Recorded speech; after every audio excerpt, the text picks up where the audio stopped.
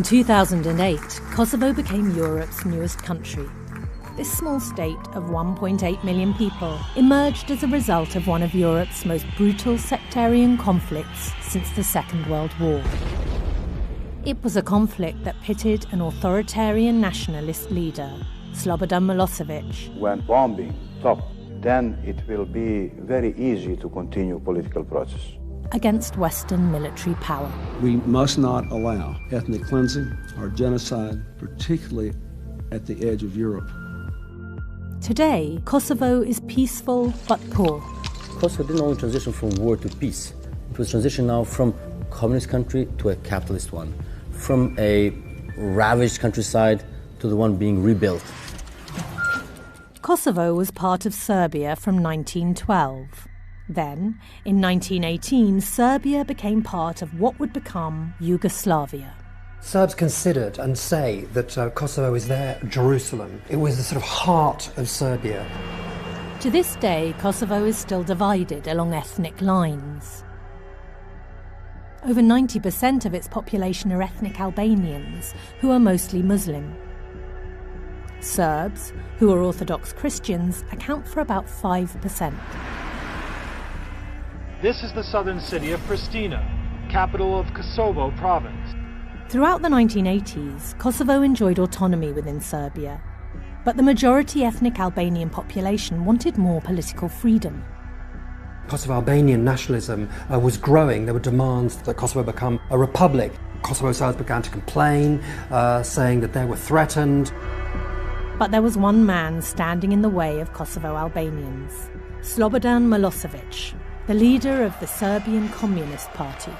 Milosevic wanted to keep Kosovo as part of Serbia. He rallied the minority Serb population and further divided Kosovo. Slobodan Milosevic used the Kosovo Serb issue to take power and to play the nationalist card, which was to propel him to full power within Serbia.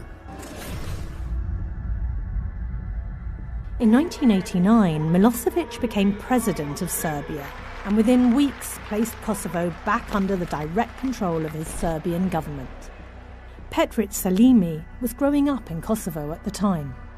He and his family belonged to the ethnic Albanian majority. When Milosevic came to power, we lost our status. Our political rights were lost, our economic freedoms were lost, and our education rights were lost. As communism collapsed across Central and Eastern Europe, Yugoslavia began to disintegrate. From 1991, its republics declared independence. Wars broke out in Slovenia, Croatia and Bosnia as ethnic Serbs living in these new countries opposed independence. Milosevic wanted to carve a greater Serbia out of the ruins, so he sent his troops to support Serbs in these conflicts. During this turbulent time, Kosovo's political leadership declared independence too, but this was ignored by Serbia and the international community. In the late 1990s, a guerrilla group, the Kosovo Liberation Army, or KLA, began to attack Serbian police units. Its aim was to win independence through force. It was a mixture of excitement, but fear that something big is about to unfold. Milosevic sent more Serbian security forces into Kosovo to defeat the KLA. The Serbian security forces and the Yugoslav army were pretty brutal. I mean, the KLA was quite brutal as well, but the overwhelming preponderance of force, of course, was on the side of the Serbian security forces.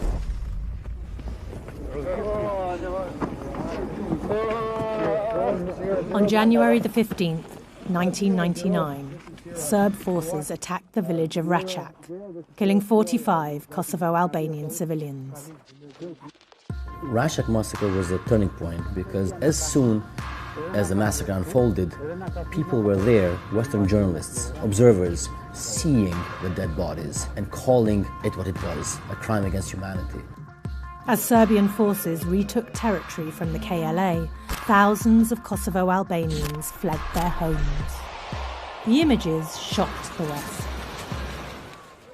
At a peace conference in France, Western powers gave Serbia and Kosovo Albanians an ultimatum: accept a peace deal or face military action. We're not interested in a partial agreement. We're interested in a settlement that works. The Serbs rejected the deal. We are not talking to Albanians. We are talking to Americans who would like to take our territory for themselves and for NATO. And Albanians were just excuse for that.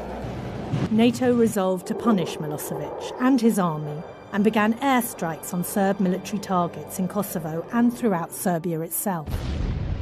It is about creating the kind of world where an innocent people are not singled out for repression, for expulsion, for destruction, just because of their religious and ethnic heritage.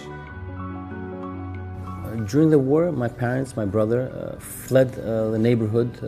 We were kicked out by the paramilitaries.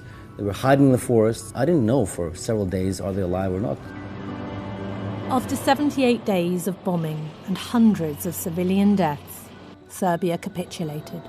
Milosevic withdrew his forces from Kosovo. NATO tanks rolled in and Petrit was reunited with his family. As Kosovo Albanians returned, tens of thousands of ethnic Serbs fled north to Serbia. It would be another 9 years before Kosovo finally declared independence.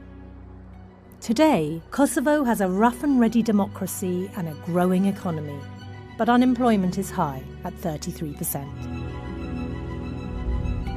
In recent years, clashes caused by ethnic tension have erupted on occasions. Today, most Kosovo Serbs consider themselves citizens of Serbia. They don't recognise the Kosovo state and they don't feel a part of it. External pressure could improve those strained relations. Both Kosovo and Serbia are working to join the European Union.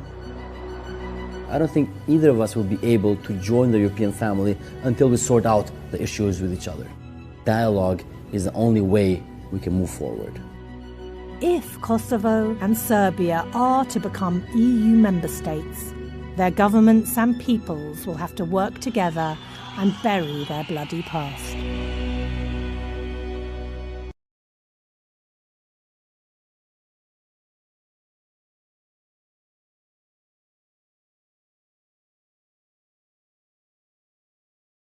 Hvala što ste gledali video.